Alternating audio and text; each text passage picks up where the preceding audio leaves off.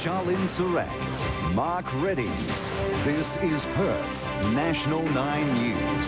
How a murdered man may have been mistaken for a former Perth pedophile. Australians to sue the makers of a popular painkiller. And Docker delirium as Freo pulls off the Great Escape. Good evening, thanks for joining us. And Mark, a shock loss for the Eagles. Sharlyn, top position is now in jeopardy. Details later, along with that famous Fremantle victory. And Leighton Hewitt continues his hot form in the US. British detectives believe an Australian tourist bashed to death in London may have been mistaken for a former Perth pedophile.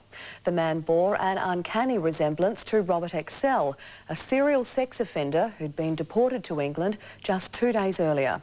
Michael Usher explains.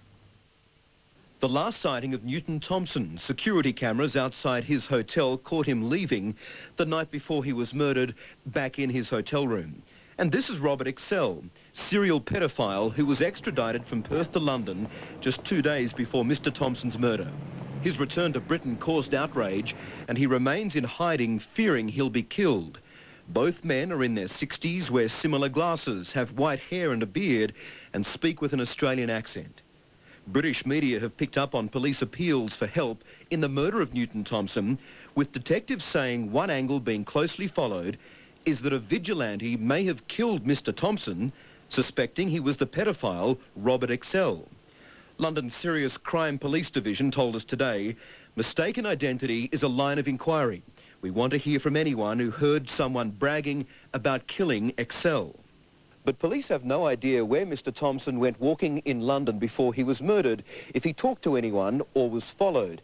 They do know that he was viciously beaten and died of head injuries in his hotel room. The divorced father of two was on a 6-week European holiday. Robert Excel, who spent 37 years in a WA jail for repeated child sex attacks, is thought to be living in North London and is listed on Britain's register of pedophiles. In London, Michael Usher, National 9 News. The federal government still hasn't been able to determine the truth about widespread rumours that Schapelle Corby will have her 20-year drug sentence reduced. The speculation started yesterday amid complaints that Abu Bakar Bashir, the man behind the Bali bombings, had his sentence slashed. Indonesia's High Court judge says no decision has yet been made on Corby's appeal. At least 100 Australians are expected to join a class action against the drug company that made the popular painkiller Vioxx after an American widow successfully sued for more than $300 million. Vioxx was pulled from the shelves last year because it could double the risk of heart attack or stroke. More from Alison Langdon. Widow Carol Ernst cried when the verdict was read out. This is right. Justice is done. A Texas jury finding the drug Vioxx contributed to her husband's death in May 2001. They accepted pharmaceutical giant Merck knew the dangers of the painkiller but failed to warn the public. The consumers have the right to know what the risks are when you take a drug. A worldwide recall of the drug was ordered in September last year after the company's own study found it could increase the risk of heart attack and stroke. Before it was removed from our shelves, Vioxx was used by more than 300,000 Australians to treat rheumatism and osteoarthritis. More than 100 of them will take legal action later this year. 59-year-old Barry Eaton suffered a heart attack last year. A non-smoker and drinker, he believes Vioxx was to blame. As far as I'm concerned, it's wrecked my health to what it was. Lawyers heading the Australian class action say the American ruling could save patients here from lengthy, costly court cases.